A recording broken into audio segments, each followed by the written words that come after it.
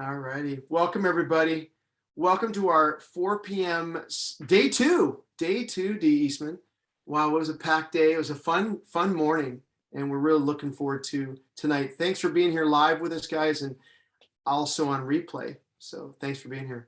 Yes, and for those of you that haven't caught the morning session of Dr. Mark Hyman, of Chef Jenny Ross today, they're definitely worth going back to. And if you miss anything from yesterday, Dr. Bill Sears, let's see, I'm blanking, Dr. Bill Sears, Jay Hewitt, and Dr. Lee Aaron Keneally. So check out day 1 and day 2. And for us today, we're going to be diving into Dr. Will Cole, intuitive fasting. I'm reading a few comments of why people came today. Alfredo was to continue to grow in simple, healthy eating for prolonged living. Love it. April said, many of my clients, if not, are all excited about fasting. And we see why, because there's so much benefit, April. Brooke, I was on the polyinflammatory category, and so really ready to move from there. I love that, Brooke. And Kathleen, I'm here to reinforce my RISE tool. Oh, and go Broncos. Yeah. I love it. So good. So good. We're going to have some fun today too, guys.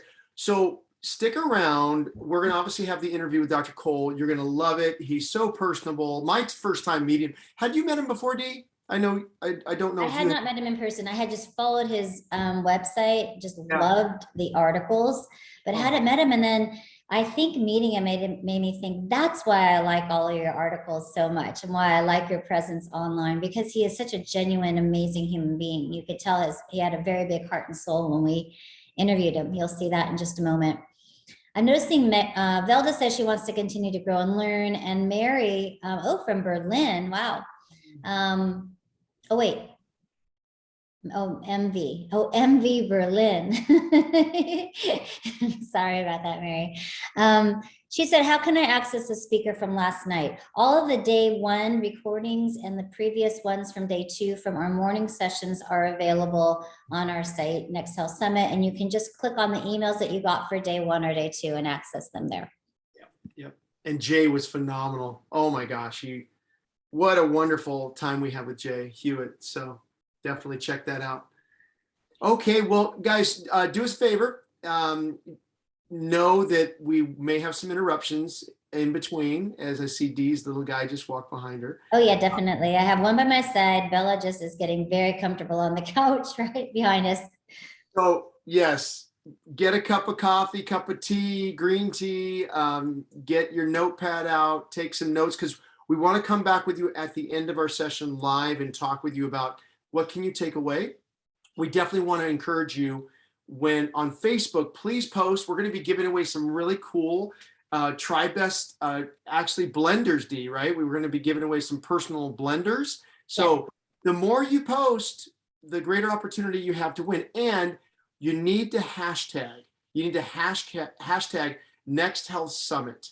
If you do that, put it in your Facebook post and you'll be entered in to the drawing. So the more you post, the more opportunity you have to win. So we'd love for you to win a personal blender. It's super cool. It's a great gift, something that you can use. In Jenny's session this morning, obviously she was talking a lot about how to utilize that. So if you missed that, definitely check that out too. Yes, and we also have a new program coming up this first part of October, the 21 Days to a Stronger, Leaner You. And we will be gifting 3 of those programs away as well. And all of these gifts will be given out, notified on Sunday for who those winners are for the blenders, as well as our 21-day program. And with that, I just want to say the topic of intuitive fasting has been so profoundly helpful to both Sean and I. We both do intermittent fasting as a way of life, so does Chef Jenny and others on our team. And I think looking at not only what we eat, but the rhythm that we eat can really cut down on inflammation, can really improve gut health, can really increase our metabolism. I think Dr. Cole's subtitle was Intermittent Fasting Plan to Recharge Your Metabolism and Renew Your Health. We have seen that both personally with the RISE team members, as well as with our coaching clients that we work with week in and week out. So looking at the rhythm that we eat, what eating windows we have a goal for every day, and how to vary that throughout the month is really significant. So with that, Make sure to chat any questions and takeaways in chat. We'll let Sean bring up the video and we will see you in just a little bit. Yes, we'll see you on the other side, guys. So hang out and enjoy this time with Dr. Cole. Here we go.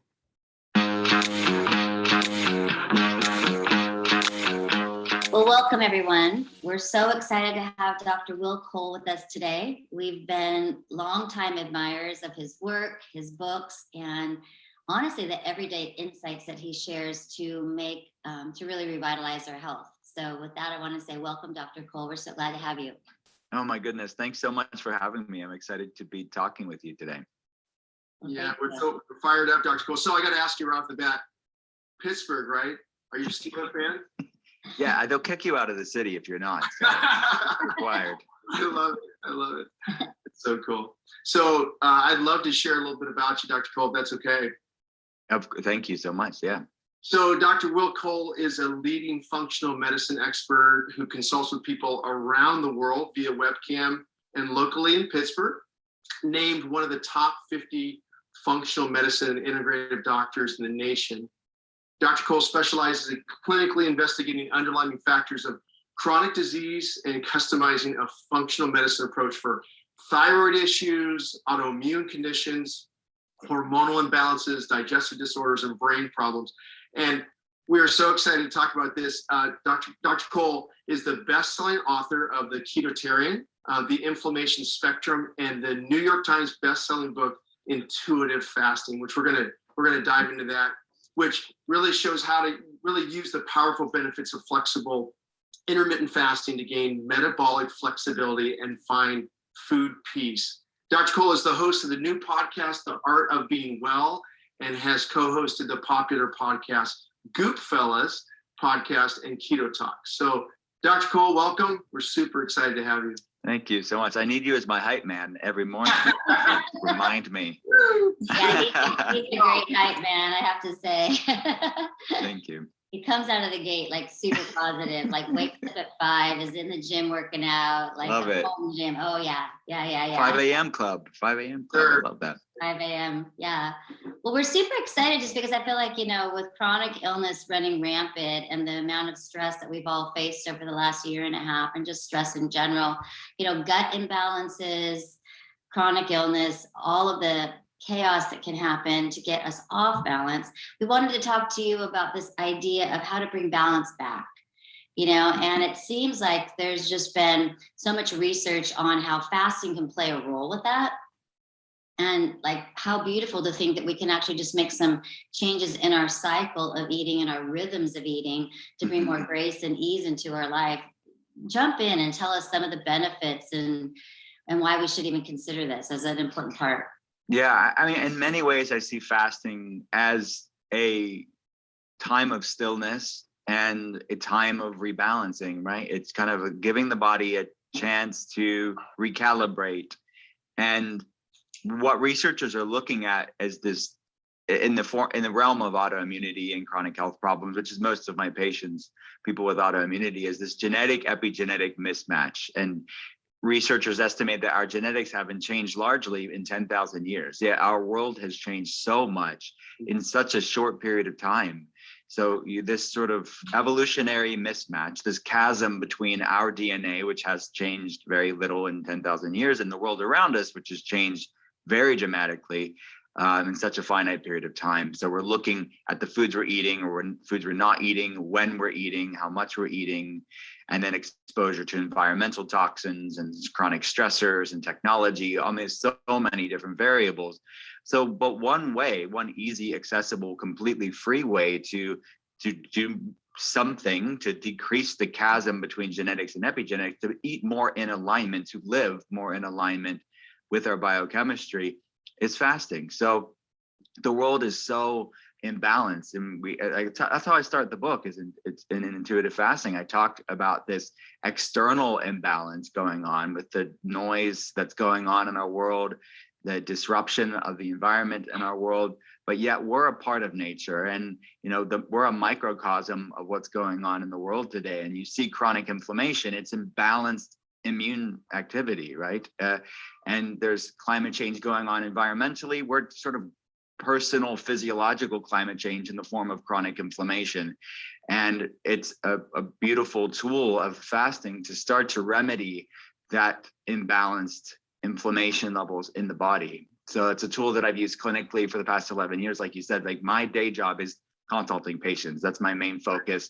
So to be able to see this clinically on an hourly basis, right now I'm in between consulting patients right now. I saw it this morning, I'll see it afterwards, is be able to see what people can have when they start to reclaim agency over their health, and fasting is an easy way to do that.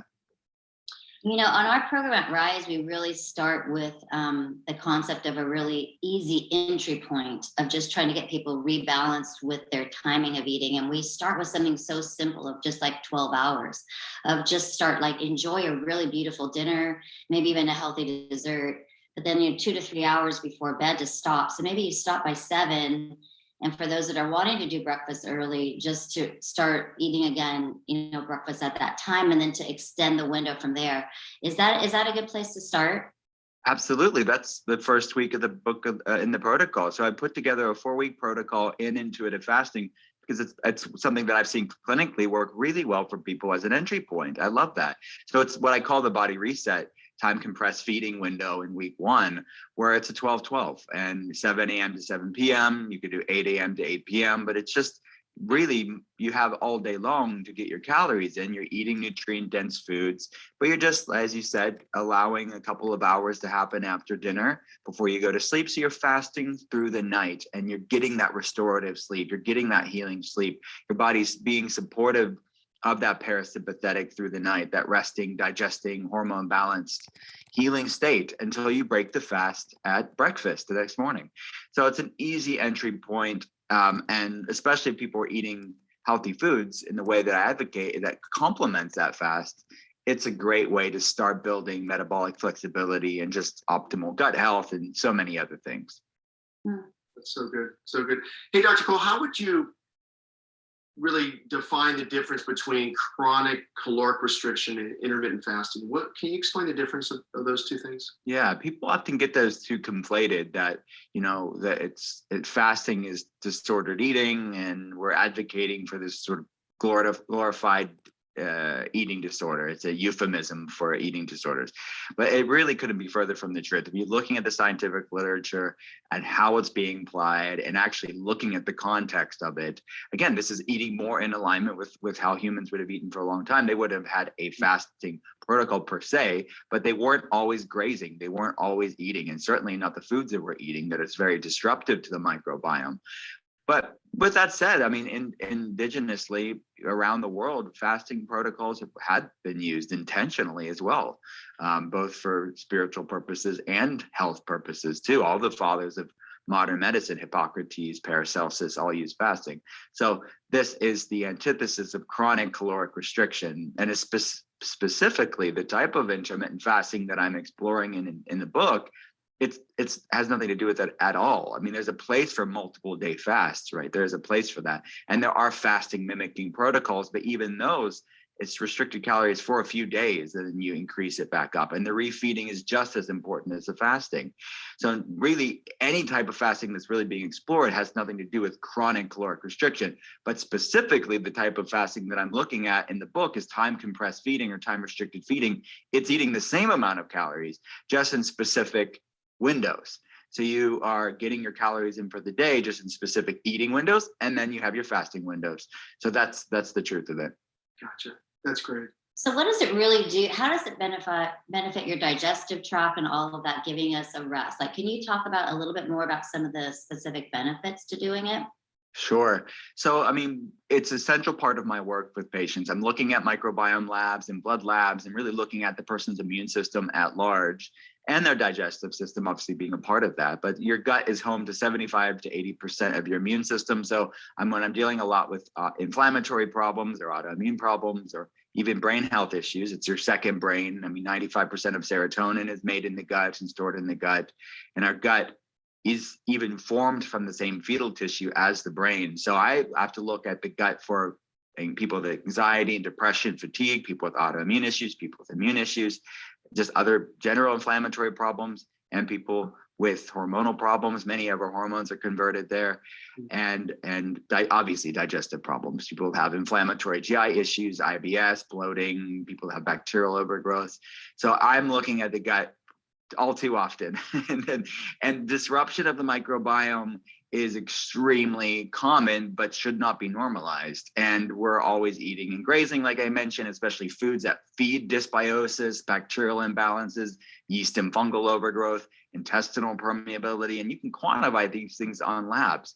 So researchers are really looking at the circadian rhythm of our gut microbiome. So it's this beautiful gut garden, and we have certain colonies of bacteria that are higher in the morning, some are higher in the evening. So similar to our cortisol circadian rhythm, where their hormones are fluctuating throughout the day, the same thing that's going on in our gut based off of the world around us, based on the hours of the day. And again, we're part of this cosmos that we don't even realize many times because we're so divorced from the earth, but our microbiome is attached to the circadian rhythm very much so, just like our hormones.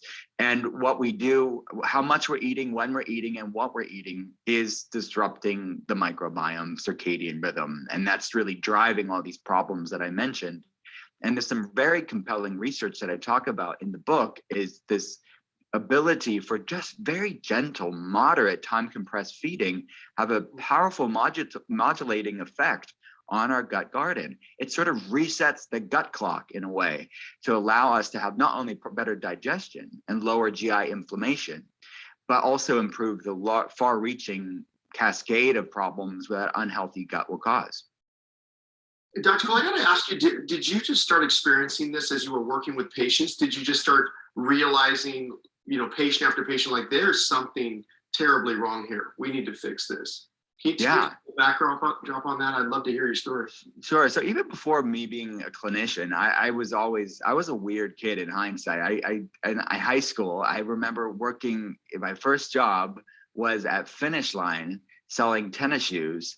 And I was like a 16-year-old kid using my paychecks to go to the health food store to get the health food books and the supplements. And people thought it was so weird. I did not think it was weird at all. I have like bags of vegetables in my bag as like a sophomore in high school. Wow.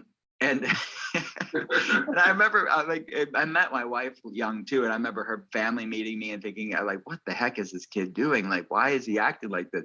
But so the point of me saying this is I used fasting in my own life way before clinically. Like I remember getting a book. It was independently published at the time, written by Jordan Rubin. I don't know if you know who he is, but he works with Josh Axe on things, and we were friends. And he wrote a book. I think it was his first book. It was called Patient Heal Thyself. It's now been published since then, I think, by publishers, but this was not that. This was like a weird manual with I think it was self-published.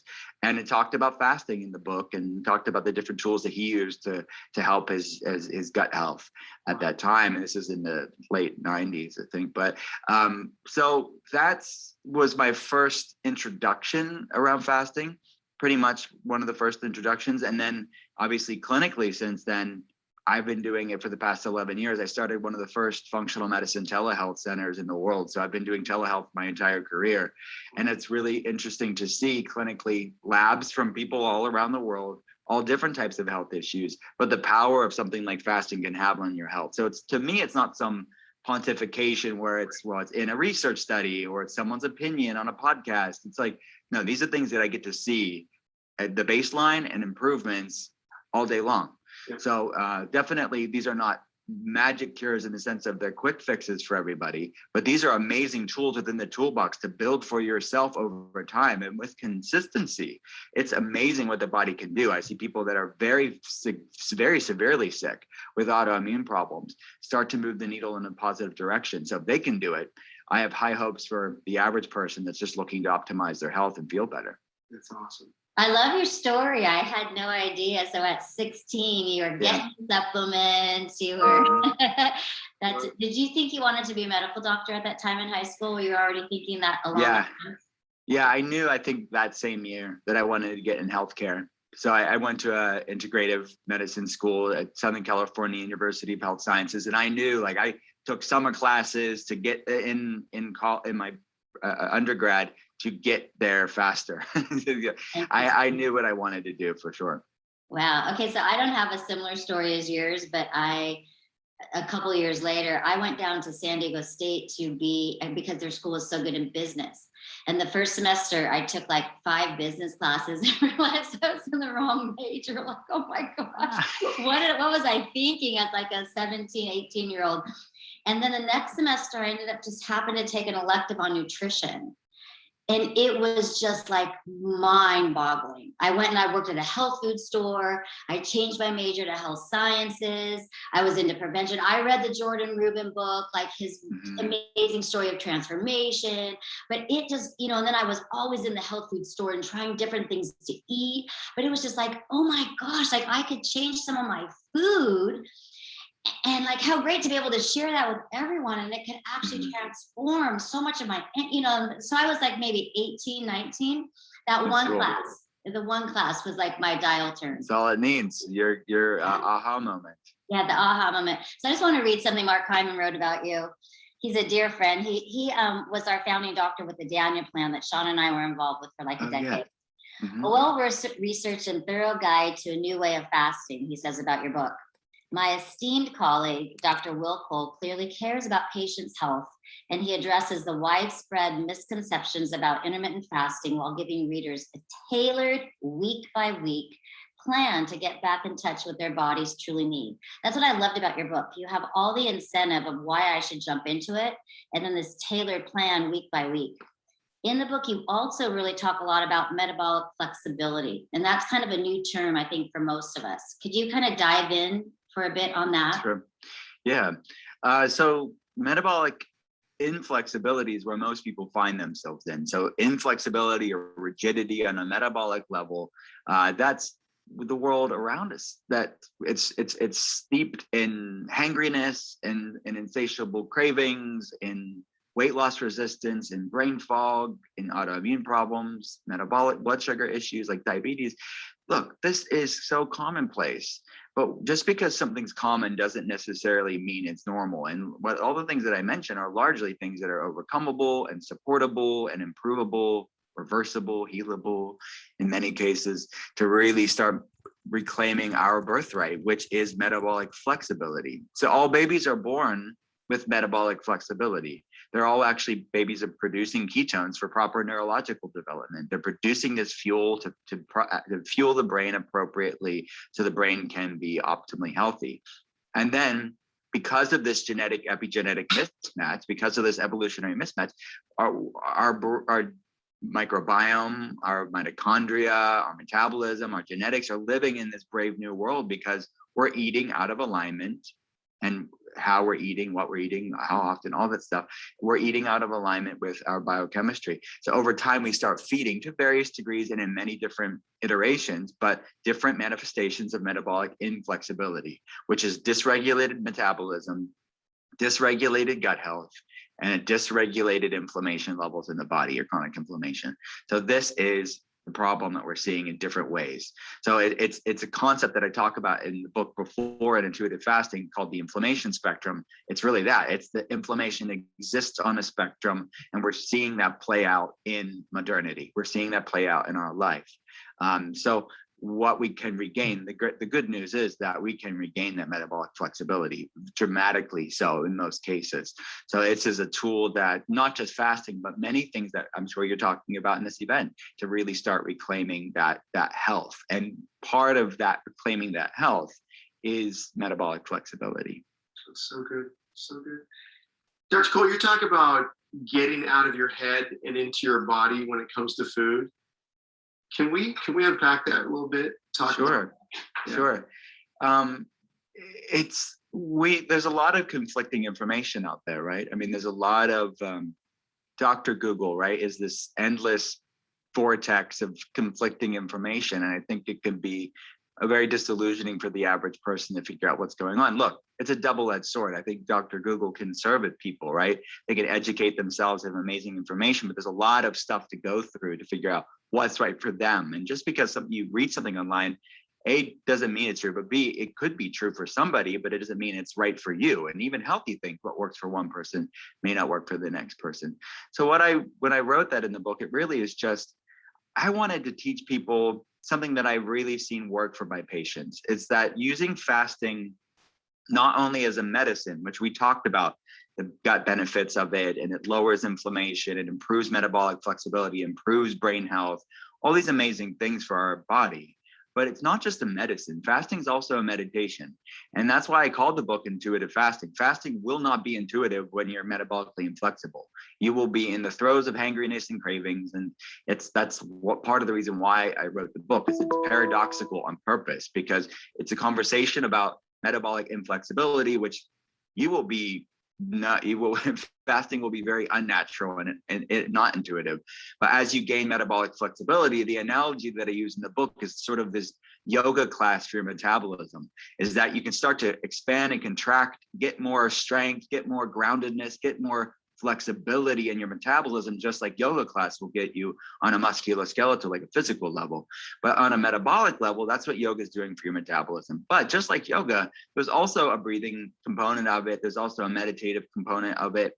And I see fasting like that as well, is what are you doing during these fasting times, right? And fasting, getting out of your head and into your body, one way to do that is using that time of stillness, that time of pause that this world is craving, that is to really not only ground yourself on a physical level, calm inflammation, calm hormone imbalances, calm just overgrowth in the gut, that you're really grounding your body on a physical level. But you can also take advantage of that and leverage this time of stillness and pause to create stillness on a mental, emotional, and spiritual level. So what I call in the book are these metaphysical meals. It's like, what meal am I going to have during this time of, so that could be a time of prayer, it could be time of meditation, it could be time of journaling, it could be time of going out in nature and just going on a walk. It's humans, again, it's in our DNA. Fasting is not just in our DNA because of the way that our ancestors ate, but it's also was used very intentionally for different spiritual purposes too. So I really want them to be anchored, not just physically, but mentally, emotionally, and spiritually. And that's part of the other reason why I called the book Intuitive Fasting.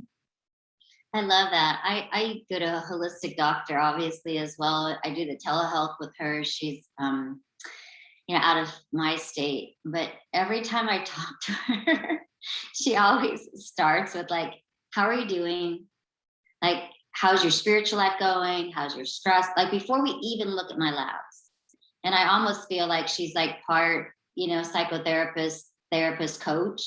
But I always leave like so filled up because it makes me sentimental. She always cares about all of me, and it's just like, oh my gosh. And then we look at my labs and it's like, yeah, this has been stressful, or this is, and then I'm able to have some tools. But we, again, in Rise, we have something we call the sacred pause. Like, how do we insert more sacred pauses throughout our day? How do we build in these like rhythms of grace? So when you talk about having metaphysical meals, of really like analyzing our life. So it is our eating life. Yes, of course. It is giving our body this beautiful break to be able to regroup and be revitalized. But oh my gosh, to be able to think about like what things really do energize my spirit, my heart, my relationships. All of that. It's such a beautiful gift to our lives when we can slow down enough to even think like that, because we can so easily get on autopilot and do and not that a Netflix binge is bad, because it can be fun and a great movie. But if we get in these rhythms where that's going and then a lot of eating along with it, I do like to be sensitive though. Like, how do we encourage people that maybe are in that cycle? Like the nighttime cravings are endless. Like, it's so hard to even think of a 3-hour window before you go to bed of not eating. Like when the cravings or the hangriness is the predominant force, maybe you're in metabolic inflexibility. Like I can say do a 12-12, but for somebody really struggling with those type of behaviors, what do you say to some of your patients that are maybe at that beginning point of struggle?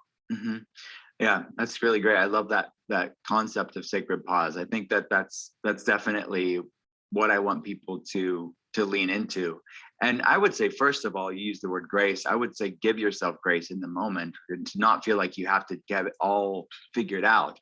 And that's I'm conscious as I'm talking about these things, or if I'm talking about different research and tools that people can do that sometimes people feel like they have to do it all overnight to get the benefits of it, and they're a big failure, and I have so far to go to get there, and that's definitely not true. And I say that through the book. I certainly say that to patients, but I put that through the book because I said, even with week one, make week one 2 or 3 weeks if you need to. Just get that well, because this is a sustainable lifestyle plan. This change. This is not something you have to do overnight and crash through it, and you may not be ready for it. So I would say, take it day by day and really focus on the why. Because in my opinion, if your why is big, if your why of why you're doing this is imminently obvious in your life, you will, even in the beginning of it, when you're in the throes of blood sugar imbalance and hormone imbalance and hangriness and cravings, even then, it'll be probably the most clunky at the beginning. But if your why is bigger than that, you will be able to go through it with the grace and a peace that you didn't even know you had. But it's when people are moving through these tools with a sense of shame and obsession, and something that I'm always saying to patients is, you can't heal a body you hate. And sometimes people take something that's good, like fasting and eating good food, with such a negativity, and they're using it to weaponize against a body that they hate or a self that they hate. And then they're almost like using shame to propel them through this protocol, which is not sustainable. You may be able to grit your teeth for a little bit and push through it, but it will be such a source of dread if you stick with it, when it probably won't be sustainable, because your why is not big, and your why is not positive, and your why is not like being that North Star guiding you through that. It doesn't mean it's going to be easy at the beginning. But what I find is that patients that are up against in very, very difficult time with their health for various different reasons, like the things you're talking about there, is that when they start just going and taking the next right action, even if they don't fully get it, if they do that enough times, just incrementally, and lean into it and be gentle with yourself, that they'll start feeling great more than they thought they missed something that was sabotaging them. And they have enough of awareness and a mindfulness practice, especially as they start integrating these metaphysical meals that I'm talking about, these sacred pauses that you call. I would say that there's enough of awareness to know that they are not their cravings, they are not the negative thoughts and emotions, but they can just observe these things with a little bit more clarity, like something that the Bible says of taking your thoughts captive. And I think that that's what people can start to realize, is they're not just in the throes of this negative storm that's going on, not just mental emotionally, but physiologically in the form of chronic inflammation. That's a big storm too. But they'll start leading into it. And it's really cool to see when you look back in 30 days and see what you've done. And it was just each day, owning the day and seizing the day as it came. Oh, I love that. That's such a gracious approach. I love that. Hey, Dr. Cole, would you mind, totally up to you, you mentioned your why. We're big on that at Rise, talking about finding your why, connecting your why. You know, why exercise, why eat well, you know, why do intuitive fasting, why? Would you mind sharing your why? Sure. Yeah. I mean, for me, my why is intimately connected to what I try to impart to my patients' lives as well. Is that it's just true for all of us as humans, is I see so many people kept back from the things that they're called to, or the passions that they have, or things that are on their heart, or the talents that they have because of physical health issues, right? And I have a family history of autoimmune conditions on both sides. I have MS on sides of my family, both sides. I have type 1 diabetes, Hashimoto's disease, many types of chronic metabolic issues, but mostly autoimmune problems in the family. So it's like that to me is I have to take responsibility for what I've been given and being a good steward to what I'm given. And it doesn't mean I'm perfect. Doesn't mean that have this unhealthy relationship and have this. It's coming from a place of fear or a place of dread. It's coming from a place of a sacred responsibility. And you know that Maya Angelou quote of "When you know better, you do better." I think that we should all lean into that a bit more.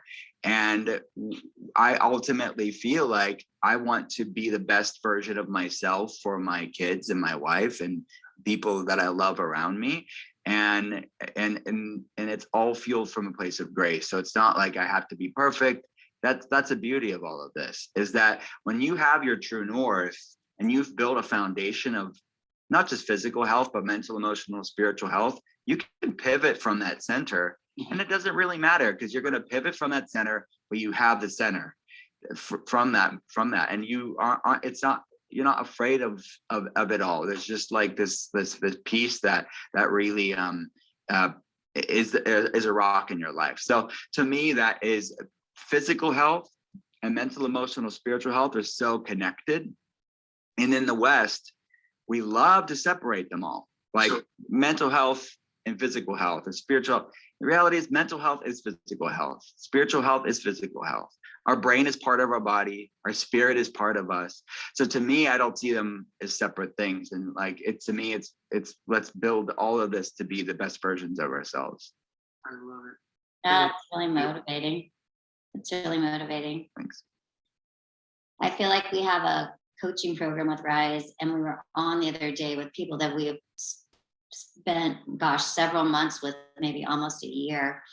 And I felt like they were kind of getting the concept of grace always, of like growth mindset, like what it is to be human, like, okay, you have a bad day or a bad meal, and it doesn't need to roll over into a sabotage of several days or a long-term cycle of ill health.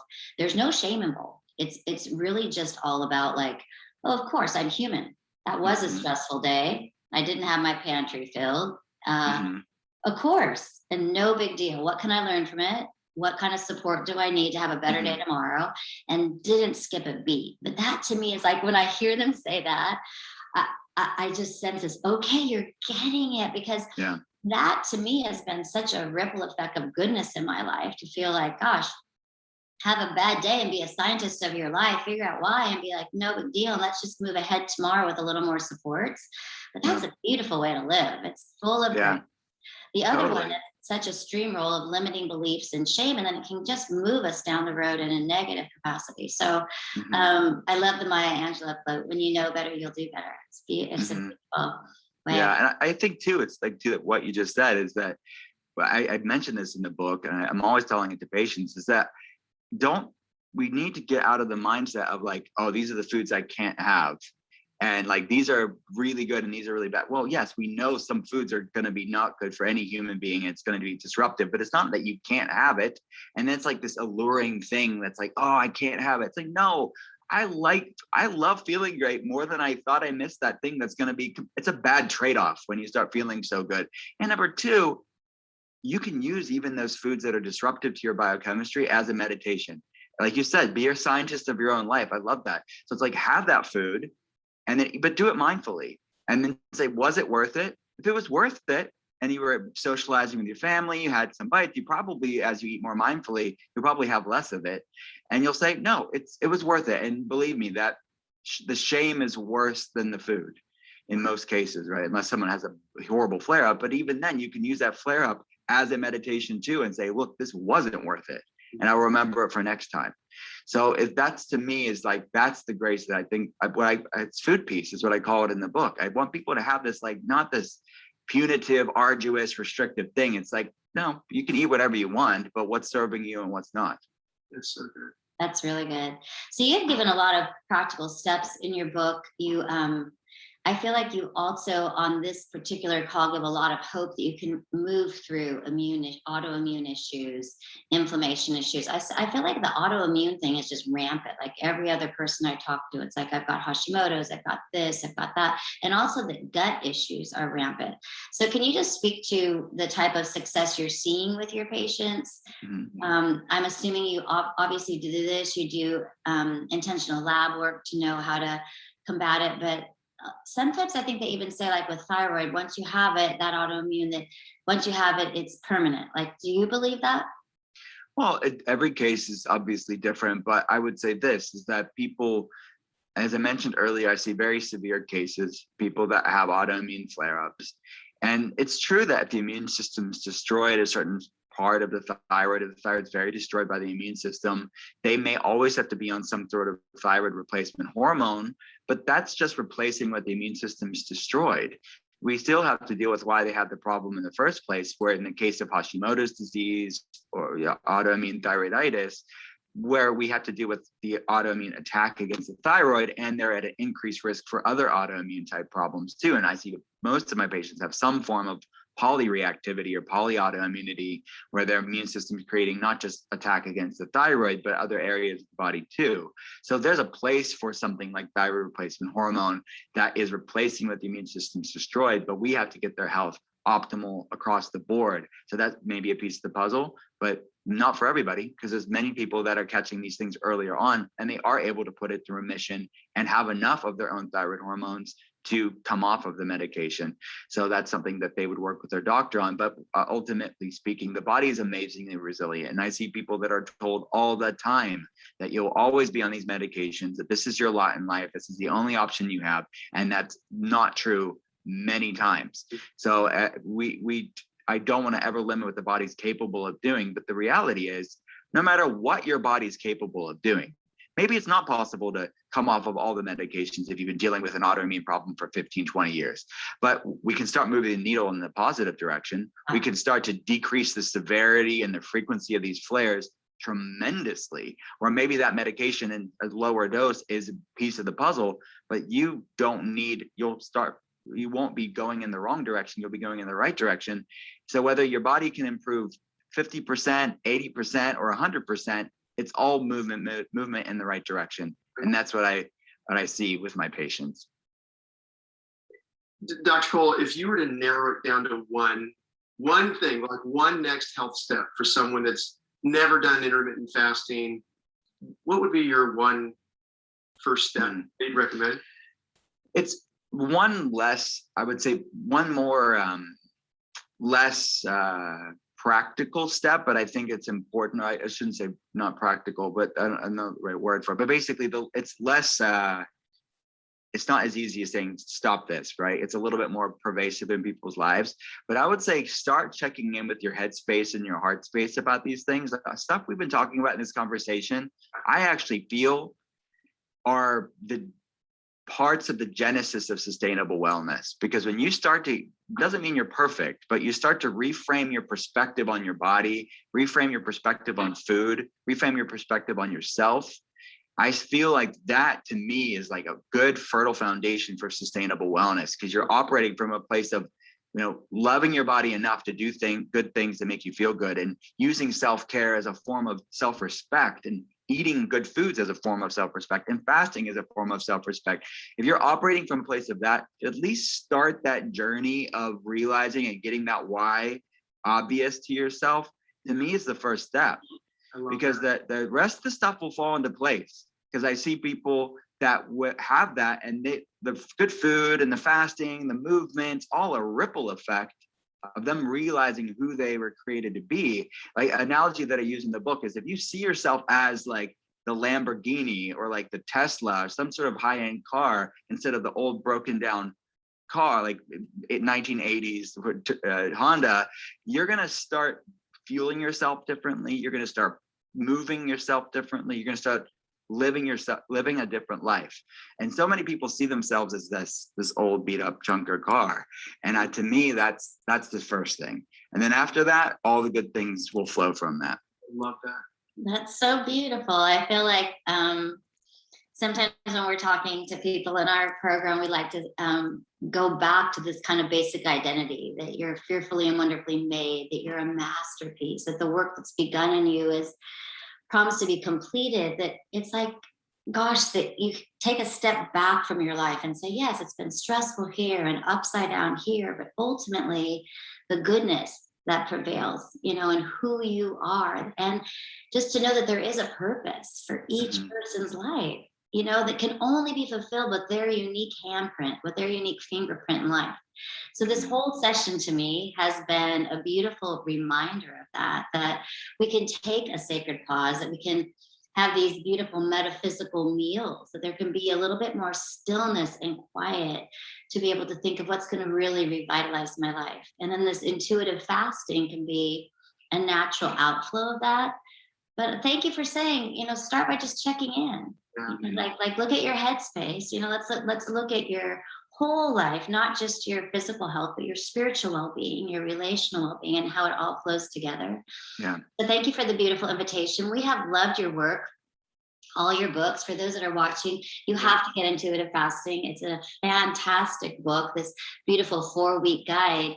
But also, like, I look at your blog all the time. We repost your articles on our blog and say, hey, our favorite Dr. Cole. Here's what he says about gut health. So we're constantly doing that. So check out the blog from Dr. Cole, and then your newest podcast, The Art of Being Well. All these topics and more, from gut health to inflammation to just all the latest in health, he features. So we'd love for people to stay connected with you. Any other ways that you'd like them to connect, Dr. Cole? All that's very great. Thank you so much. At drcole.com. And on Instagram, I'm probably the most active there at Dr. Cole. But thanks for sharing my stuff. I appreciate it. Yeah, well, you're a gift. Thank you so much for sharing with us today. I know these insights are going to have a great ripple effect with others that are watching, and we just want to say thank you for the profound work that you're doing. Oh my goodness. Thank you both. It's been a great conversation. Thank you. Thanks, Dr. Cole. Thanks so much.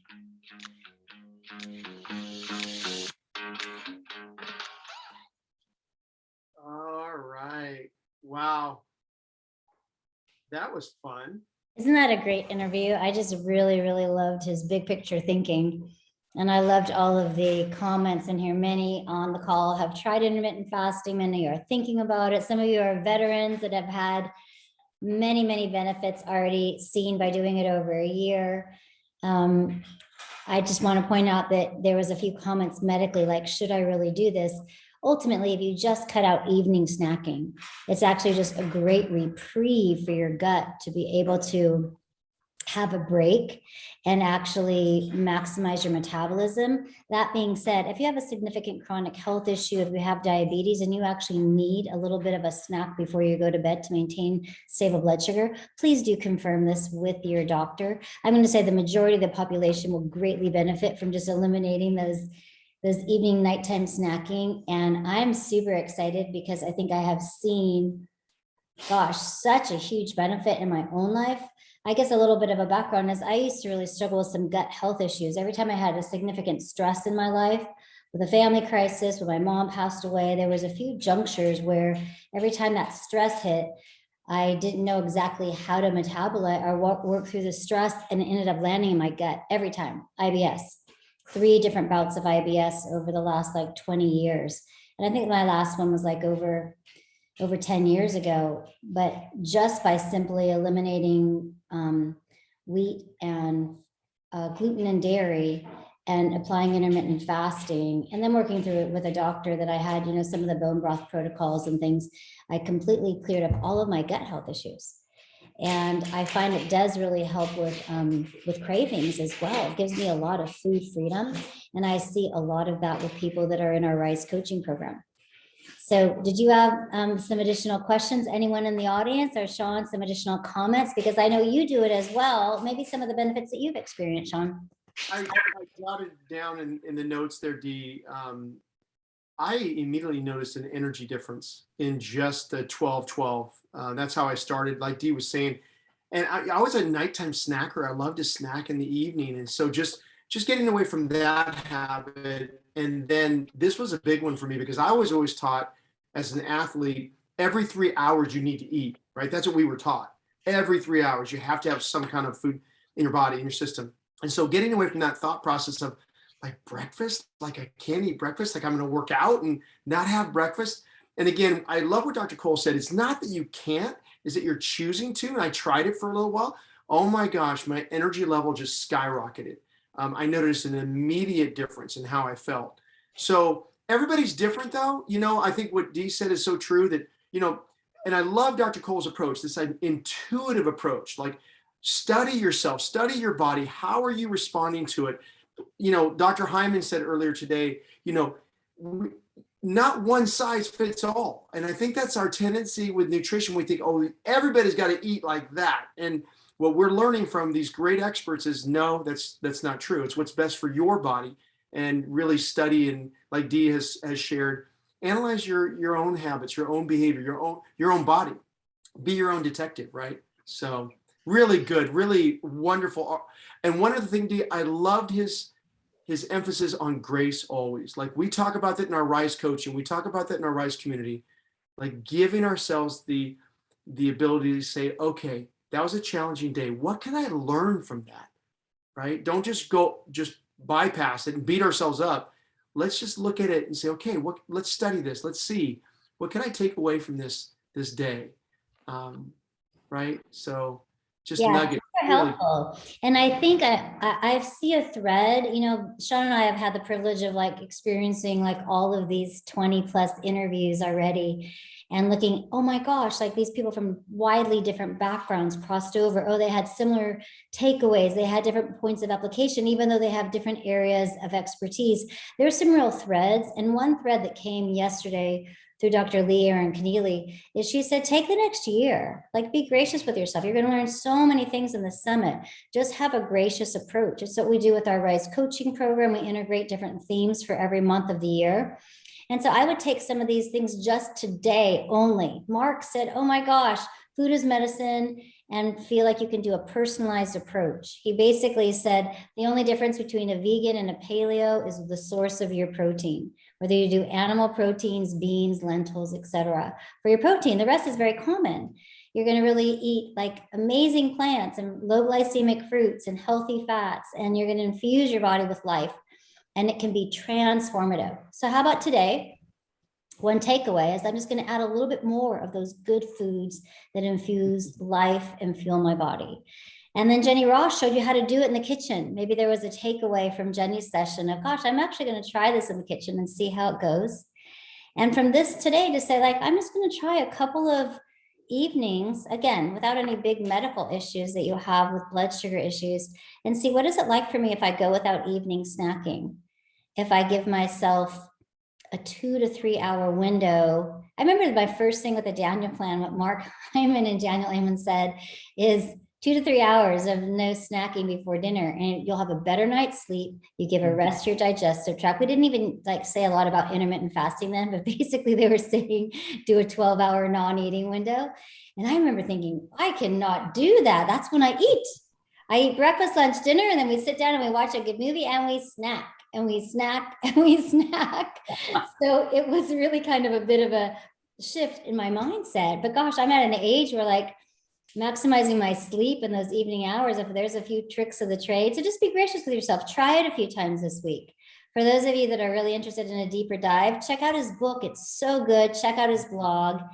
And with that, I want to say, this is really fun doing this together. We'd love to hear from you on Facebook. Share one takeaway. Those of you that are live, those of you watching on replay, there's still plenty of time to invite a friend for all the goodness.